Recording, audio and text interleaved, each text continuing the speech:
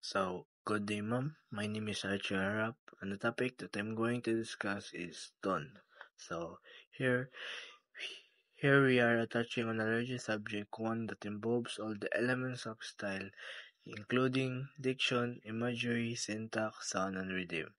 This is the subject of a tone, although the word is now and then used loosely as if it were a synonym for the atmosphere or mood. So, para mas dali sabtan ng tone, so tone is the attitude of the writers. Like kung saan para sila masabot sa mga readers. And also, tone, nag-involve siya og daghang style like nakasulat diri nga na diction, imagery, syntax, sound, and rhythm para mapil sila sa mga readers. And next is literary tone.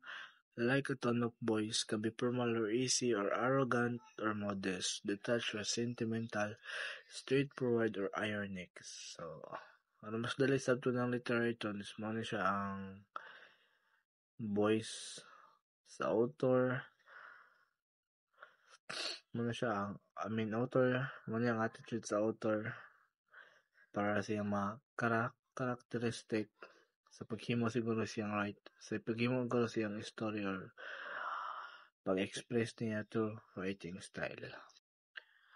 Then next is probably the most difficult tone to deal with is the ironic of tone or verbal ironies. So verbal irony actually is kanang bitaw mo or mas dali siya sabton is kanang bitaw i-istorya nila pabali ang words like daghan pasikot sa pag-istorya. Siguro nga na ang verbal irony para nakabutang mo diri should not be confused. So I think para mas dili sila mauwat. And next is the dramatic irony occurs when the characters on the stage or on the page act upon assumption so far opposite to the truth that there is striking discrepancy between what they believe and what the reader of the audio recognizes to be fact. So I think dramatic irony is kanang bitong advance na sila or mas kabalo na gid ang audience sa mahitabo o sa tinuod.